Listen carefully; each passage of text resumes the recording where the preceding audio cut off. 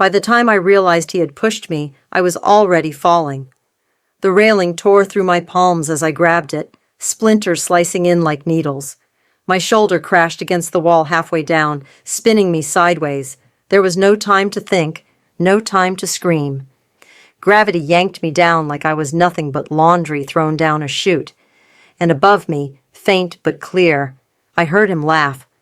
The fall ended in a bone-deep thud. Concrete met my hip like a hammer. A sharp burst of white flashed behind my eyes. For a moment I lay there, flat against the cold floor, the world humming in my ears like a distant engine. I tried to breathe. Air stuttered into my lungs. Dampness seeped through my clothes, smelling of mold and long-forgotten things. The cellar floor felt almost alive, cold, patient, waiting. Above, a single bare bulb buzzed like a trapped wasp. Its yellow light flickered across the uneven walls. Dust floated in the air, swirling like ash every time I shifted. My sweater had snagged on a bent nail in the stair post. It tugged at me, pinning me down like the house itself didn't want me to get up. "Victor!" I managed to shout, but it came out more like a gasp. He didn't answer. Instead, clank. The sound of the deadbolt sliding into place above me, slowly, deliberately, like sealing a coffin. Silence wrapped around me again. Not silent like peace, silent like waiting. My heart pounded so loud I could hear blood in my ears. I forced myself to sit up, even though pain shot up my side.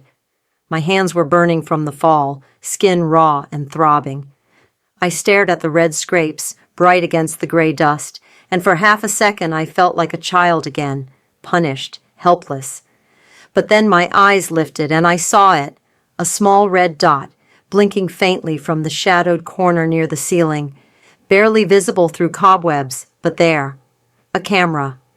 At first, fear twisted in my stomach. Was he watching me? But then another thought surfaced. What if someone else was? Hope, thin and trembling, flickered to life. I crawled across the floor, every movement sending sparks of pain up my hip. My hand landed on a glass jar lid, cool and dusty. I picked it up, my fingers leaving cloudy streaks across its surface. I held it high, angled it toward the camera. The red dot bounced back at me in its reflection. Live. Someone could see me. "You're not alone," I whispered, though I didn't know if I believed it yet. I just needed to hear it. I crawled under the stairs, dragging my sore leg behind me. Shadows wrapped around me like a blanket. That's when I saw it, half buried in the dirt. A brass key, small, old. A little oval tag is attached to it, B12. I wiped it clean on my sleeve and slipped it into my pocket. It felt heavy, important, like it had been waiting. Next to me sat a plastic water jug on a crate, cap broken, leaning sideways. I lifted it to my nose, expecting stale water, but instead smelled something sharp, bitter, like nail polish remover, poison, or close to it. He hadn't just locked me here, he had prepared the room. Fear turned to anger, low, quiet, steady. I climbed 2 steps up the stairs, my knees shaking, and lifted the jar lid again toward the camera. I didn't speak. I just moved my lips slowly, clearly. "Help me." The bulb overhead flickered, once, twice, on purpose, footsteps above, slow, heavy. Then another set, lighter. Floorboards creaked. Someone moved from the sink to the stove. A chair scraped, and then laughter again. Not Victor's this time. Someone else was there, watching. Maybe with him, maybe against him. I didn't know which one scared me more. My phone buzzed against my hip. I fumbled for it, fingers shaking. The screen lit up. June Park, basement motion alert, 3:11 p.m. For the first time since I hit the ground, I breathed without pain.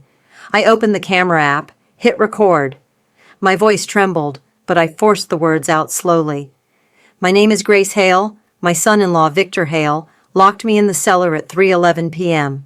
Camera is live. Date is today." Saying it made it real. Reality could be used, Lies couldn't. I looked around again, more carefully now. In the middle of the floor was a pale, smooth square of concrete, different from the rough rest, like something heavy had been removed recently. I pressed my palm against it. A faint vibration tickled my skin, like a wire hummed beneath. I followed it with my eyes to a metal box on the wall. Its cover was crooked, loose. I wedged the B12 key into the gap and pried. Inside, camera wiring. Someone had paid to set this up, not cheaply. Why? To monitor me? Or to make sure no one missed me? Another buzz. My phone battery blinked low. A message from June. Seeing motion. Are you safe? I typed fast with clumsy thumbs. Locked. Camera live. Don't call. Call manager. I shoved the phone back into my pocket and scanned again. Deeper. Under a tarp, near the far wall, I saw a plastic bin. I pulled it free. A faded sticker on the lid. B12. My fingers tightened around the key. It fit perfectly. The lid lifted with a soft pop. Inside were folders, envelopes, deposit slips, a power of attorney with my name, my signature, forged. I held each paper up toward the camera, slowly, deliberately, making sure the red dot could see everything. This wasn't just survival now. This was evidence. The light did not blink. The light did not sleep. Someone was watching. The cellar smell takes me back to last winter when Victor said he'd lost the space heater.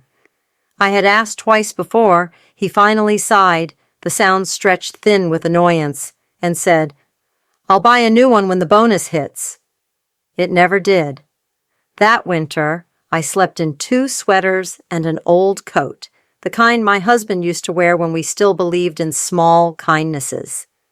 Victor Hale, my son-in-law, wore his politeness like a uniform, the kind of smile that never reached his eyes, his words smooth and tidy until you looked at what they meant. He'd call me Ma when Elaine was home, but old lady when she wasn't. Elaine pretended not to notice, asking me instead to be flexible with my pension when the car payment ran late. Flexible. That was her word for sacrifice. It started small, like most things that rot from the inside. Grocery cash borrowed, my medication sorted wrong, envelopes that vanished from the kitchen counter.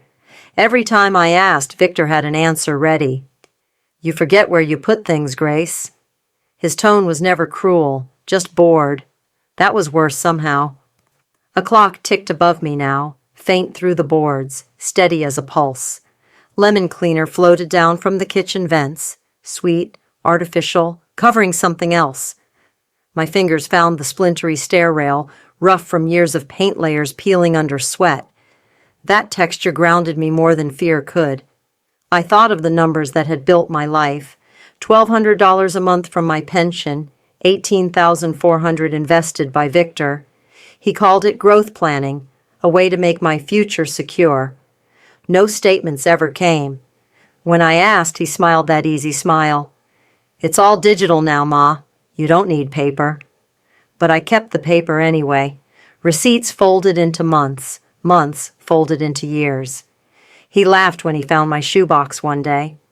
"You and your receipts, Grace? You think the world runs on your handwriting?" I didn't answer then. I only wrote B12 on the lid in black marker and slid the box under the bed. Now that same code stamped the brass key I'd found in the dust. The memory clicked tight inside me like a door finding its latch. The universe has a cruel sense of humor. Even the smallest things come back with teeth. Last month, June and I installed new building cameras after that string of break-ins. She's younger than Elaine, sharper around the edges, and she doesn't believe in accidents. "Everything saves to the cloud," she'd said, tapping the side of her head. "Even if someone pulls the plug, the truth gets out." At the time, I had just smiled. Now those words pulsed in my ears like a prayer I didn't know I'd need. The camera above me blinked again. The same fine silver dust Victor used on the doorknobs shimmered on the B12 key. He was careful, but not careful enough. I wiped my fingers against my skirt and felt the grit cling to the fabric, a reminder that his mistakes were starting to leave fingerprints. I opened my phone, screen cracked in the corner, and typed blindly into the group thread June had made for emergencies. Cellar, camera live, don't call me, call building. I hit send and watched the little arrow crawl across the bar until it turned blue. A second later, a single dot pulsed back. Red. My knees ached as I shifted, the cold from the floor seeping through my bones. The bulb overhead hummed harder, throwing a thin circle of light that couldn't reach the corners. I stared at the spot where the wall met the beam, trying to remember every inch of this house. The foundation crack that Victor said he'd patch, the smell of lemon cleaner masks mold, the quiet obedience of a home that hides what happens inside it. The minutes dragged, then suddenly the phone vibrated in my hand. A notification slid across the screen. Manager en route! Relief almost made me cry.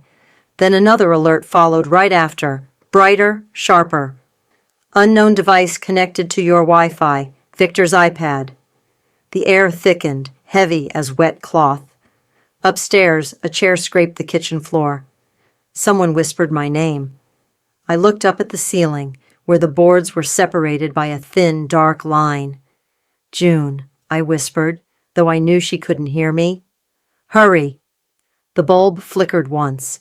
The red light on the camera blinked faster, recording every second. I pressed my back to the wall and wrapped my arms around myself. The cellar floor remembered every sound that had ever passed above it, the laughter, the arguments, the lies. Tonight, it would remember this too. I closed my eyes just as the lock above me turned once, slow and deliberate. The clock ticked on. The lemon scent thickened, and the quiet began to move. I pressed the cold brass key into the cellar padlock and twist. No give. Not this door, then, I murmur, heart pounding so loud I swear Victor can hear it upstairs. My palms sweat against the key's ridges, the metal cool and unforgiving. I lower myself onto the damp concrete floor and crawl toward the old shelving unit. Under a dusty tarp marked with peeling stripes, I find a milky white storage tote stamped B12 in smudged black marker. The right box, wrong lock. My breath catches, the same B12 that happened to be on my shoebox of receipts. Why hide the key at all, if not here? Lifting the tote lid, I uncover a neat stack of bank deposit slips, 2 notarized pages clipped together, and a glossy photo of me seated at my credit union desk, dated April 14th, 11:06 a.m. My chest tightens. I was at the clinic then. How did this photo get taken?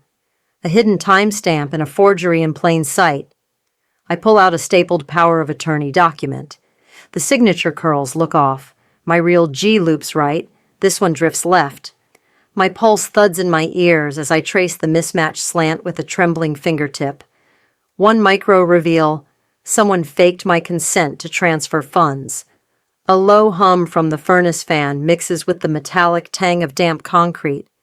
I grit my teeth as cardboard edges cut into my thumb while rummaging for more evidence. Sensory anchors lock me in this moment. The fan's steady drone, the faint smell of mineral water from a leaking jug above, and the sting of cardboard paper. Taped under the tote lid, I discover a USB stick labeled Care Plan. I slip it into my sweater cuff, vital proof buried beneath Victor's belongings. I hold the crooked POA, page to the camera lens. The red dot glows, bathing the paper in ruby light. Evidence illuminated. My phone vibrates in my apron pocket. June's text. Live feed saved. Manager 5 mins, police 10. A shred of hope surges, and then footsteps thud above, slow and deliberate. The hatch bolt rattles, a test of fear. Every nerve in my spine tightens. I whisper into the camera, Victor Hale, forged my signature, siphoned my pension. The bulb flickers once, twice, almost like it's listening. A sudden scrape of metal. The light dies. Darkness swallows me whole. My breath freezes. Then after a heartbeat, the bulb pops back on.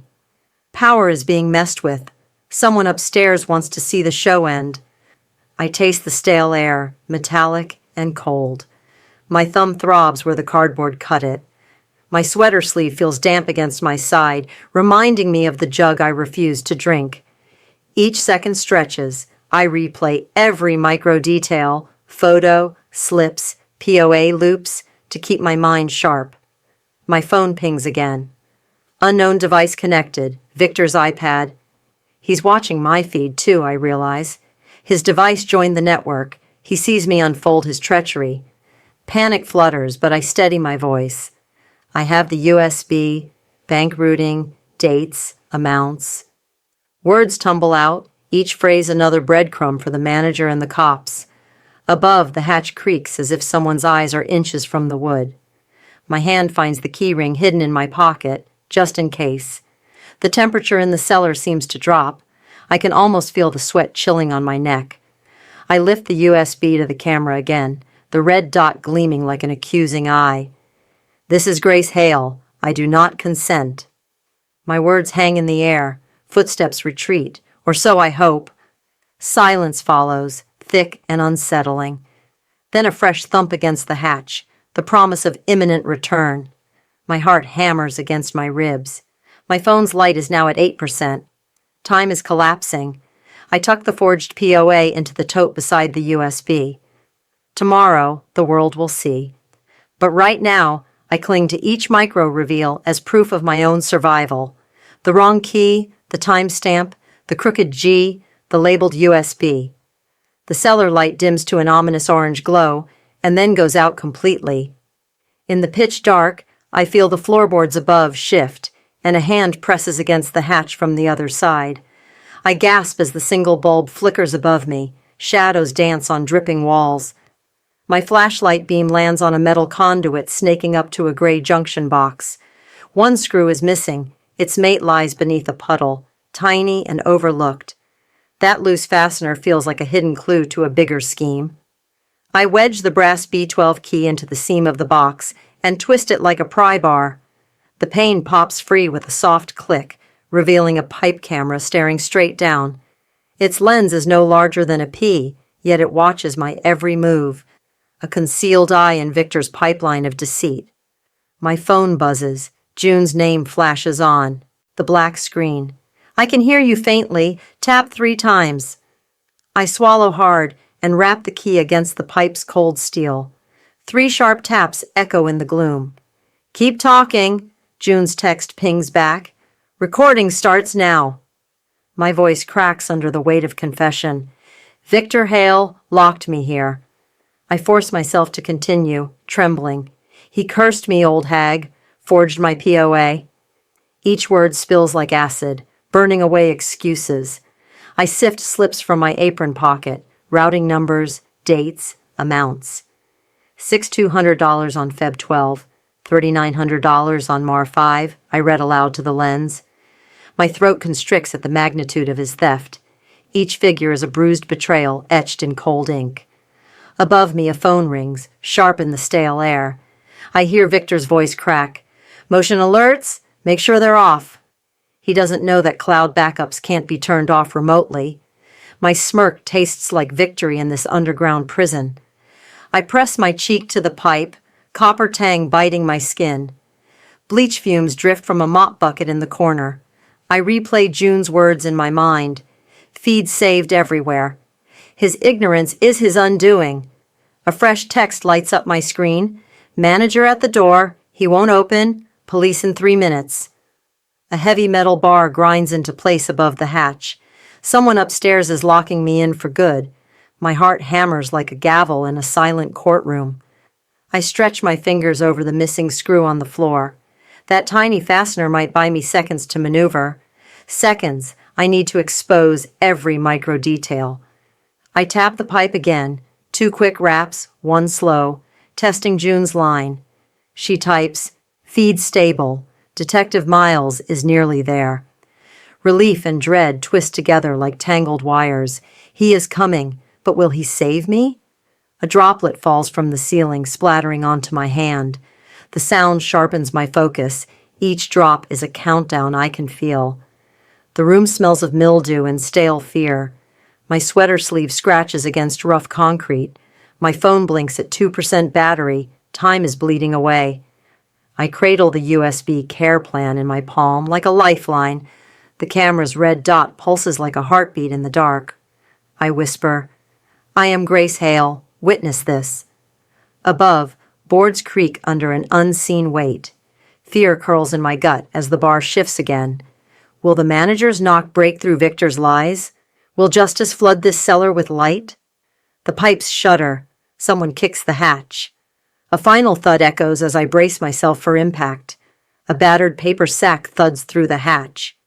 "Eat!" Victor snarls, and inside, stale whole wheat loaf and a half-empty water jug with the cap already cracked. I sniff the water, catch acetone's faint sting, then tip it into a planter where the soil fizzes and blacks, a silent test of my resolve. On the floor, I tear bread into crude letters. Help, live cam, clicking a quick photo in case Victor seizes my phone. Above me, the refrigerator compressor thrums like a judgment. Warm yeast drifts down, mingling with musty cellar air. My knees press into gritty concrete, each grain reminding me how easily this place crushes hope. And yet, I stubbornly endure. A banner flashes, battery 9%, a micro reveal that sparks fear, then relief, as June's next text pings, "Pipe cam UPS active." Victor's voice coils through the hatch. "Sign the transfer when I open. Smile, Grace." His words feel like steel bands tightening around my throat, but I slip the USB care plan into my shoe lining, a hidden lifeline. My pulse flutters, every beat a reminder that he underestimates me. A thud overhead signals manager Martha Quinn. "Mr. Hale, police here for flooding." Victor's silky calm. "Basement flooded, insurance matter, nothing to see."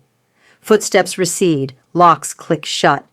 My stomach knots, the false relief collapses as June texts. "Police left, he convinced them, calling Miles." The compressor's drone turns discordant, the bulb flickers, and the stale bread smell clings to my clothes like a badge of defiance. My phone blinks at 3%. I scroll June's instructions. When it dies, shout my name 3 times, hold by hatch. I press the bread message flat, a defiant imprint that he cannot erase. Above, the hatch rattles. A new lock grinds into place. My heart hammers as I tuck my chin, whispering into darkness. June, Miles, see me. In the sudden hush, Victor's mocking laughter drifts down, proof that even in shadow my resolve shines. I lay out each document under the flickering bulb as methodically as a nurse counting sponges, my fingers tracing deposit slips that chronicle monthly siphons and memos labeling Elaine medical debt, a cruel fiction he wrote to justify theft. The musk of oil from the adjacent garage mower drifts through mildew-slick air, and the smooth plastic of protective sleeves cuts against my fingertips as I slide out a life insurance rider naming Victor as caregiver, accidental death beneficiary. Pressing my wedding ring into a torn piece of stale bread, I imprint a G and lift it to the camera for identity proof, then hold the forged power of attorney next to my driver's license photo, its loop mismatch glaring under the red dot. Upstairs, I hear Victor's low mutter, "Upload done?" And another woman's voice reply, "It'll clear by 4 p.m., unveiling his network of enablers. My phone pings at 4%, the last of its life, so I fire off the final batch of images and documents to Attorney Hope Navarro, subject line, "Cellar live evidence," hoping she sees the truth before darkness wins. The bulb sputters orange as if signaling retreat, and just before the light dies, a final text slides in. "He's cutting main power. Stay away from the door." Siren wash pulses through the walls, and I press my back against cold concrete, heart hammering every beat like a jailer's footstep. All I am. Steady knock rattles the hatch above, and muffled voices trade curt lines about welfare check and basement flooding. I spot a faded date scrawled on the beam, June 8th, when I installed the camera, a hidden timestamp anchoring my plea. Victor's tone turns syrupy as he greets them. My mother-in-law gets confused. She locks herself in sometimes. Their flashlights sweep the dank corners, oblivious to the padlock he slipped on from the outside, evidence sealed away from their view. Wet boots squeak overhead, each step carrying disbelief. I taste the stale air and fight the urge to cry out. I tap 3 times on the pipe cam, and June's whisper threads through my phone. Detective Miles needs probable cause. Your POA photos help. Upstairs, the murmurs fade, replaced by creaking car doors, then silence that bores into my skull like an accusation. I mouth to the camera, "Don't leave me." The red dot blinks steadily, a witness unwilling to blink.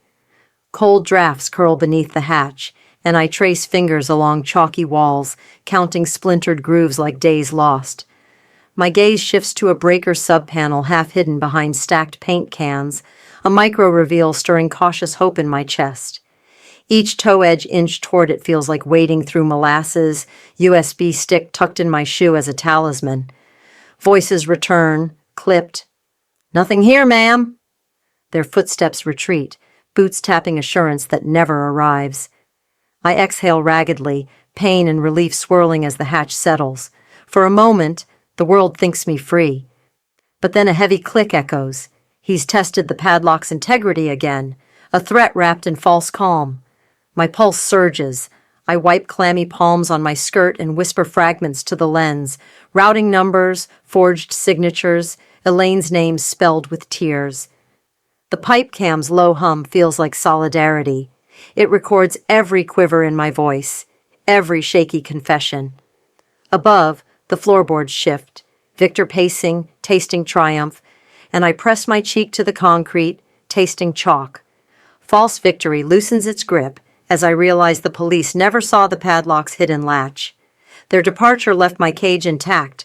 Hope collapses in slow motion, like the bulb dimming overhead. June's text warns, "He'll tighten security now. Stay low." I swallow the fear and steel my resolve. The crunch of debris signals a fresh lock sliding into place. The bolt grinds against metal, finally. I clutch the USB and POA in one trembling hand, my wedding ring pressed into the bread imprint still on the floor. In the stifling dark, I vow that every micro-reveal I've shared will rise in court one day. The bulb flickers orange, then sputters out. Pitch black presses its weight on my chest. Yet in that darkness, I feel a spark, the pulse of June's signal, Detective Miles's promise, Elaine's future hinging on my fight. A muffled crowbar thud cracks through the hatch, my sanctuary's final. Barrier is about to break. "Grace," Victor croons, "I lost my temper." He slides a signature page through the hatch. Its date stamp reads July 22nd, 2:13 p.m., and adds, "Sign and we forget this." He offers a sealed bottle of water. I wet my lips, feign a grateful swallow, then tuck the hidden sip into my sleeve. That date imprint feels ordinary now, but it will expose his lie later. My phone buzzes. June's text flashes. We clear at $42,800 when she signs. His whisper snaps. That's our agreement. I swallow bile as the promise of freedom tastes like poison. The victory he offers is already tainted by his greed. The air smells of Victor's cologne, thick and cloying in the cramped cellar. Sharp printer ink clings to the papers he's holding, the scent mingling with stale dust.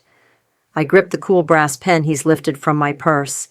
I scrawl a flourish that looks like my signature but skirts every legal shape, then ask, "May I have some fresh air?"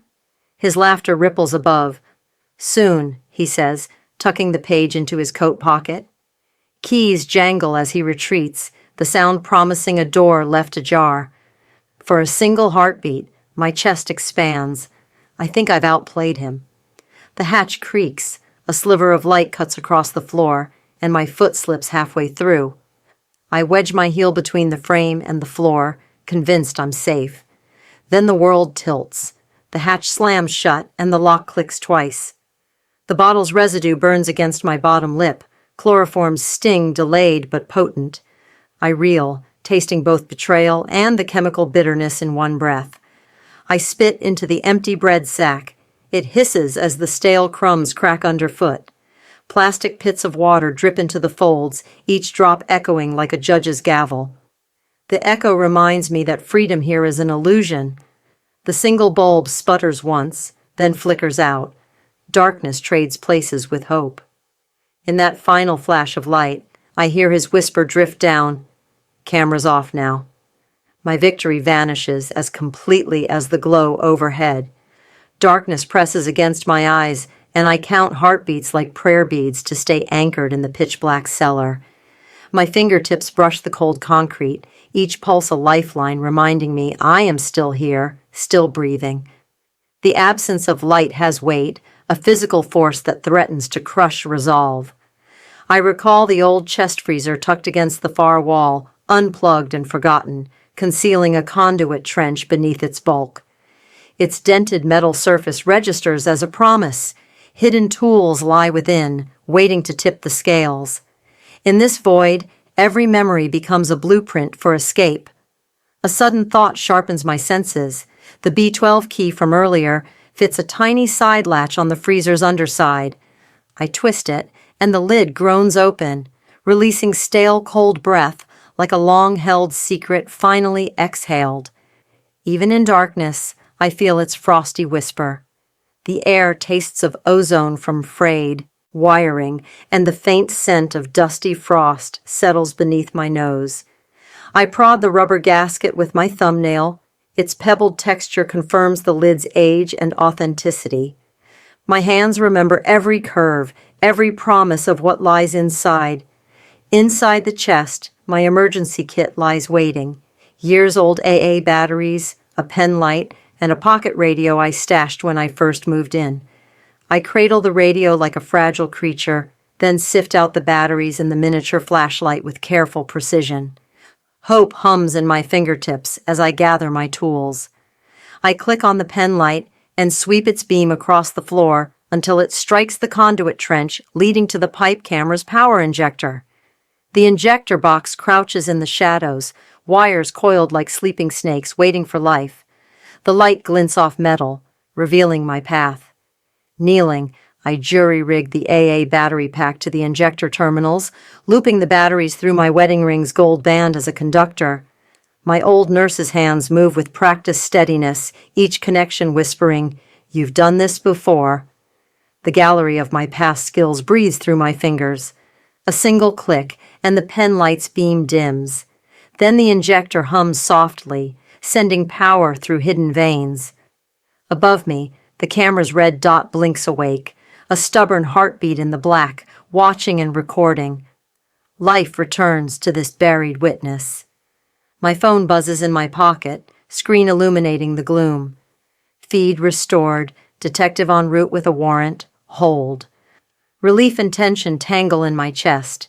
The promise of rescue shimmers like distant thunder. Every second now counts toward Dawn's arrival. I rise on shaking legs and press my back against the freezer's cold side, letting its frost cool my fevered skin. The cellar's layer of debris crunches beneath my shoes as I shift position, readying for whatever comes next. Even in darkness, my will burns bright. Then the hatch rattles above, and a new lock grinds into place, an ominous counterpoint to my small triumph. Footsteps echo in the corridor beyond. He's bringing someone new into this game. My breath hitches as I steel myself for the final move. I tilt the freezer's mirrored panel just enough to catch my reflection and frame it for the pipe camera's lens, then steady my voice as I say, "My name is Grace Hale. I do not consent," feeling the cold steel panel press into my shoulder like a silent ally. Above me, sharp heel clicks echo through the darkness. Marla Denton's cheap perfume drifts down as she hisses, "Sign it, or this gets ugly," her practiced menace matching the scratch in her laugh I recognized on last week's speakerphone. Leather sole meets concrete in crisp taps while I slide slick transfer papers into view, reading aloud each routing number, every forged date, and the exact location of the B12 tote so the lens can record my proof. My phone buzzes, June's text pings, "Miles at the door. Manager with him? Need sound?" And relief flickers, knowing justice is clawing its way down those stairs. I wedge the pen light behind the documents until the red dot bathes the ink in bright clarity. No signature can hide beneath this beam. Above, a clipped command raps out, "Open, Mr. Hale. We have a warrant." And silence falls like a held breath before the storm. Then a scuffle of feet, the back door slams, and tires squeal down the driveway like hunted prey as the cellar itself shudders. Hope and dread twist in my chest like barbed wire while I press my palm flat against the rough floor, feeling its pulse beneath me.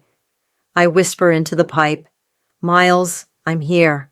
I'm ready." In the pitch-black cellar, the camera's red dot glows unwavering. The hatch groans as a crowbar bites its edge. Splinters rain down, and the final barrier cracks under relentless force. The hatch heaves with a tortured groan, and I slam the freezer lid against it, using its weight as a makeshift shield while the wood shrieks under repeated strikes. With a surge of desperation, I shove the freezer toward the cellar steps, its corner binding against the frame, and create a blockade that buys precious seconds. Through the dim light, my pocket radio crackles to life on the police scanner. Subject fleeing East Alley. The grinding scrape of metal on wood fills my ears as sweat beads at my hairline and salt stings my lip, while rough concrete scrapes my knees as I brace myself. Clutching the USB care plan in one hand, I hold it up to the camera and whisper, "June, copy this to 2 Clouds and send to Attorney Hope Navarro," knowing every bite could be my lifeline. Above, Detective Miles Rowan's voice cuts through the tension. "Grace, step back from the hatch. We're cutting the hinges." A final wrench twists free, and the hatch lifts with a rush of daylight that slashes through the darkness like a promise. Victor's voice dwindles into the night, drowned out by the wail of approaching sirens, and the chaos of his escape echoes in distant tire squeals. Miles kneels beside me, offering a steady, calloused hand. "You're safe now, ma'am." I take it gratefully, my pulse finally slowing. As I rise, Miles's brow furrows as he studies the tote beside me, and he asks quietly, "Where's the original power of attorney?" My stomach twists into ice, every forged loop now critical evidence, and without the original document, proof still lies just out of reach. In that moment of hard-earned freedom, I realize the battle isn't over until every hidden door is opened and every secret brought into the light. The courthouse echoes hollow around me as I step onto polished marble, the hush broken by distant camera shutters and murmuring reporters lining the gallery. Judge Celia Ortiz peers over her glasses, her gaze sharp and expectant, while Exhibit A flickers on the screen, live footage of my cellar, raw and unflinching. I steady my breath against the antiseptic sting of floor polish as Exhibit B appears, side-by-side comparison of my driver's license loop and the forged power of attorney's signature. My fingertips graze the coarse paper grain of Exhibit C, bank slips detailing a $42,800 pipeline straight into Victor's accounts, each number a cold testament to betrayal.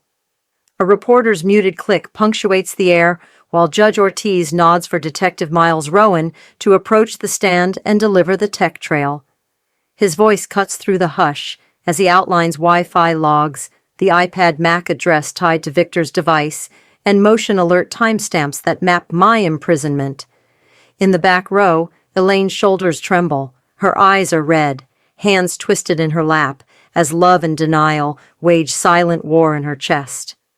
I glance at her and think of the stale bread letters I once spelled on the cellar floor, proof that pictures speak when words fall silent, then lift my chin to speak. I kept bread for letters because no one listened without pictures, I say, and the single sentence lands like a verdict in the hushed chamber. Marla Denton's lawyer rises to object, accusing me of hysteria, but Judge Ortiz's brow arches in measured calm before overruling the claim. The courtroom's temperature tightens as Marla's credentials emerge. Licensed as a care coordinator, now linked to 3 other elders' suspicious transfers. Each revelation peels back another layer of Victor's scheme, exposing the consultant he thought would shield him from scrutiny. The prosecutor stands, voice steady, presenting a sealed envelope of text threads, including the time-stamped "Rot here, old hag" message that ties motive to malice. Detective Rowan returns to the stand with printouts of June Park's cloud backups and building manager logs confirming my live feed never ceased. The gallery shifts. Every whispered exchange and camera lens adds weight to my claim, stacking evidence until truth stands undeniable. Judge Ortiz surveys the assembled exhibits and testimonies, then taps her gavel. "We will recess until tomorrow," she declares, "at which time we will determine custody of funds and issue a protective order." As the bench rises, the click of microphones crescendos, the promise of justice momentarily deferred but irrevocable. Morning light spills across the courthouse marble as I clutch my shoe heel, the USB hidden beneath the insole humming with saved evidence. A tremor runs through me when another elder, Martha Lewis, steps forward to testify, her voice steady. Same man, same form. Her words land like a hammer on Victor's facade, the date stamp on her papers matching my own stolen transaction records. The aroma of fresh coffee drifts from the gallery's corner, and the hiss of the copier adds urgency as the bank manager admits, "Override approvals" by Marla Denton. I press my palm against the smooth walnut banister and taste a bitter relief. 3 more payouts were queued before we intervened. Elaine leans forward, voice barely a whisper. "Mom, I didn't know." I hold her gaze and tell her, "Knowing starts now."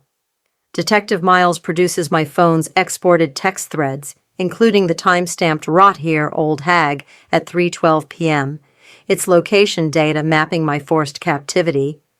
The prosecutor's tone sharpens as she adds counts of attempted unlawful imprisonment and financial exploitation of an elder. Victor's shoulders sag. The powerful man shrinks beneath the weight of every micro-reveal we've laid bare. Reporters click shutters like distant heartbeats, while the judge calls for order, her gavel poised over this long receipt of crimes. My fingers graze the USB edge in my shoe, knowing it holds the final proof of forged signatures and stolen funds.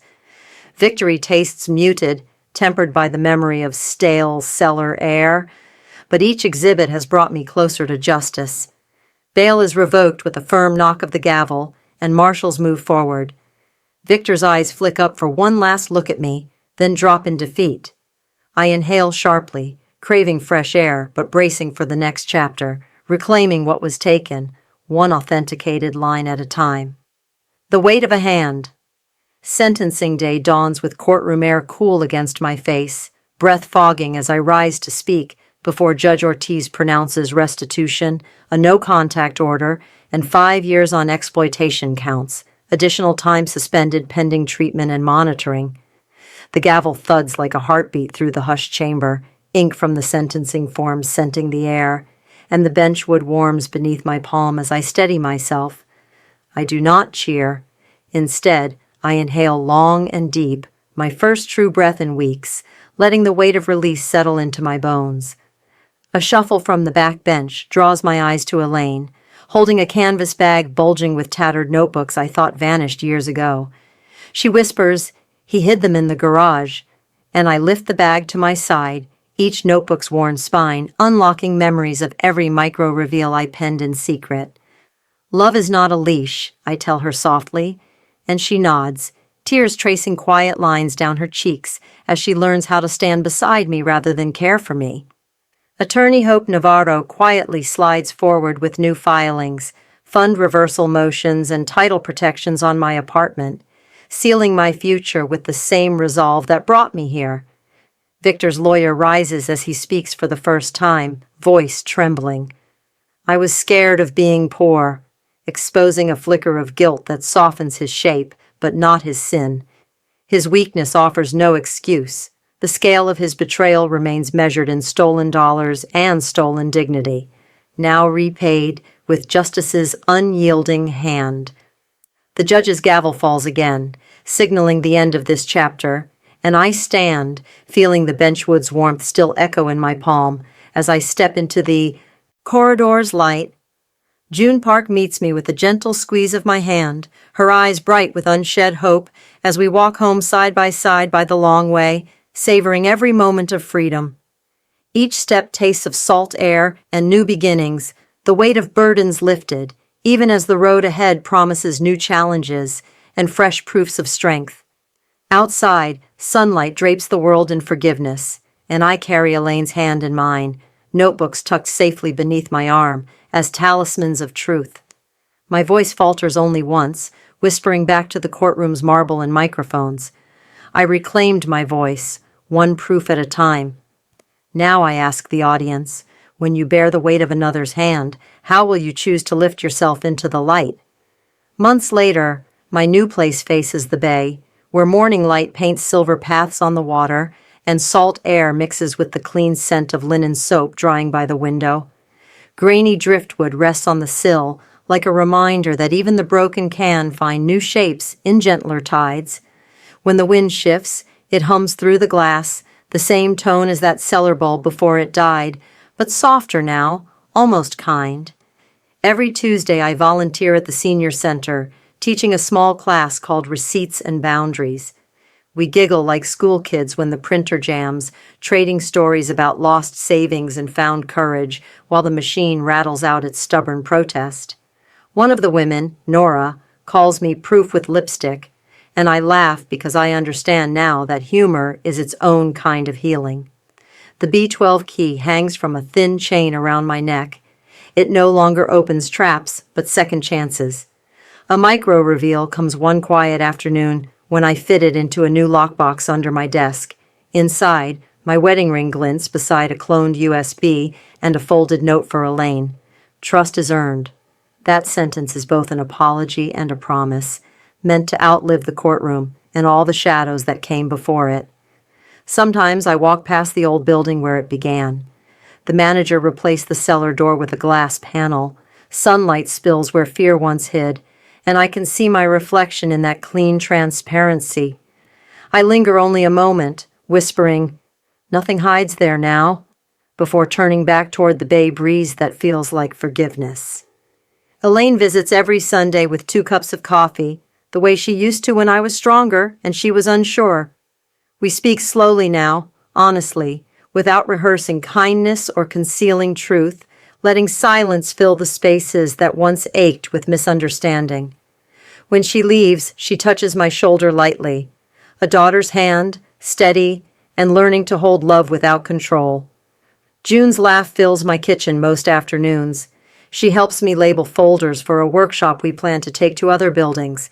Her meticulous handwriting and my shaking pen create mismatched lines that still manage to align in meaning. Detective Miles sent a holiday card last week, a doodled red dot under his signature, our inside joke for survival, a wink from the past that no longer burns. In quiet evenings, I watch the horizon blur where the water meets sky, and I think about how easily dignity can drown when you don't know you're sinking. They took my kindness for weakness once, mistaking gentleness for surrender, but I learned that compassion and courage are not opposites. They are twins. I took back my life not by screaming for revenge, but by insisting that truth be seen, that proof be kept, and that memory not become martyrdom. Now I keep the key, the USB, and the ring in that box, not as relics, but as reminders of every locked door I opened with my own hands. I write letters to the center's new students. Keep your receipts, but keep your dignity closer. The words feel like a vow, one that hums through the sea room, like the tide's low murmur of resilience. Some nights, when the moon hangs low over the bay, I trace my reflection in the window and see both the woman I was and the one who walked out of that cellar. The smell of salt and soap blurs the edges of the past until only strength remains. Dignity over revenge.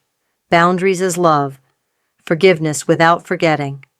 If someone locked your voice in the dark, what proof would you prepare for the light? If this story touched you, if Grace's fight for dignity, truth, and freedom stirred something deep inside you, then don't let it end here. Every voice that refuses to stay silent keeps another light burning in the dark. I want you to feel what courage sounds like when it whispers, "Not anymore."